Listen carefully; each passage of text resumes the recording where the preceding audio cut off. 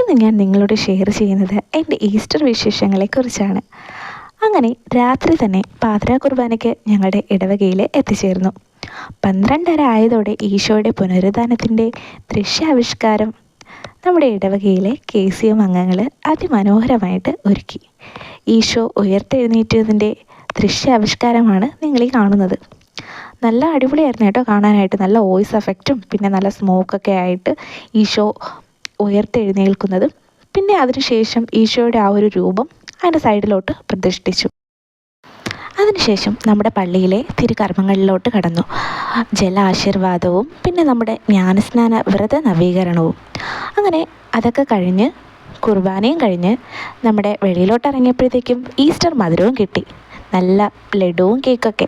അത് കഴിഞ്ഞിട്ട് ജ്ഞാനസ്നാന വ്രത നവീകരണത്തിനായിട്ട് കത്തിച്ച മെഴുകുതിരി വീട്ടിൽ വന്ന് വിളക്കിലും കത്തിച്ചു. രാവിലെ ഉറക്കണീറ്റ് അടുക്കള എത്തിയപ്പോഴത്തേക്കും അമ്മയുടെ സ്പെഷ്യൽ ചിക്കൻ സ്റ്റൂ റെഡി. അങ്ങനെ രാവിലെ തന്നെ നോമ്പൊക്കെ മുറിച്ച് രാവിലത്തെ ബ്രേക്ക്ഫാസ്റ്റ് കഴിച്ചു. നല്ല സ്റ്റീംഡ് ബ്രെഡും ചിക്കൻ സ്റ്റൂ ഒക്കെ. അത് കഴിഞ്ഞിട്ട് ഉച്ചത്തേക്കുള്ള ലഞ്ചിൻ്റെ പരിപാടി തുടങ്ങി. അപ്പോൾ ലഞ്ച് എൻ്റെ വകയാണ് കേട്ടോ. ഇന്ന് ഈസ്റ്റർ സ്പെഷ്യലായിട്ട് ഒരു തലശ്ശേരി ചിക്കൻ ദം ബിരിയാണിയാണ് ഉദ്ദേശിക്കുന്നത്. എന്താവുമെന്ന് അറിയത്തില്ല. അപ്പോൾ അതിനായിട്ട് ആവശ്യത്തിനുള്ള വെജിറ്റബിൾസൊക്കെ എടുത്ത് കട്ട് ചെയ്യാനായിട്ട് തുടങ്ങി. നമ്മുടെ സവാളയും പിന്നെ തക്കാളിയൊക്കെ സ്ലൈസ് ചെയ്തെടുത്തു. അപ്പോൾ പാചകത്തിൽ വലിയ അറിവൊന്നുമില്ല. യൂട്യൂബ് നോക്കി തട്ടിക്കൂട്ടിയൊക്കെ വെക്കും. ആ ഒരു ഇതിലാണ് ഞാനിപ്പോൾ കട്ട് ചെയ്യുന്നത്. അപ്പോൾ അതിനാവശ്യമായിട്ടുള്ള മല്ലിയിലയും പുതിനയിലയൊക്കെ കട്ട് ചെയ്ത് വെച്ചു. അപ്പോൾ ഇത്രയും വെജിറ്റബിൾസാണ് നമുക്ക് കുക്ക് ചെയ്യാനായിട്ട് ആവശ്യമായിട്ടുള്ളത്. അത് കഴിഞ്ഞിട്ട് നമ്മുടെ ബിരിയാണിയിലിടാനായിട്ട് സവാളയൊക്കെ വറുത്ത് കോരി എടുത്ത് വെച്ചു. പിന്നെ നമ്മുടെ കിസ്മിസും കാഷ്യൂനട്ടൊക്കെ എടുത്ത് വറുത്തെടുത്തിട്ടുണ്ട്.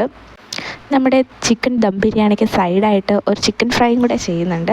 പിന്നെ നമ്മുടെ ദം ചെയ്യാനുള്ള ചിക്കൻ ഇവിടെ വെന്തുകൊണ്ടിരിക്കുവാണ്. പിന്നെ നമ്മുടെ റൈസൊക്കെ വെന്ത് നല്ല ദം ചെയ്യാനായിട്ട് എടുത്ത് വെച്ചിട്ടുണ്ട്. അങ്ങനെ നന്നായിട്ട് നമ്മുടെ ബിരിയാണി ദം ചെയ്തെടുക്കുന്നതാണ് ഈ കാണുന്നത്. അങ്ങനെ എൻ്റെ ഈസ്റ്റർ വിശേഷങ്ങൾ ഇത്രയേ ഉള്ളൂ. നിങ്ങൾക്ക് എങ്ങനെ ഉണ്ടായിരുന്നു നിങ്ങളുടെ ഈസ്റ്റർ?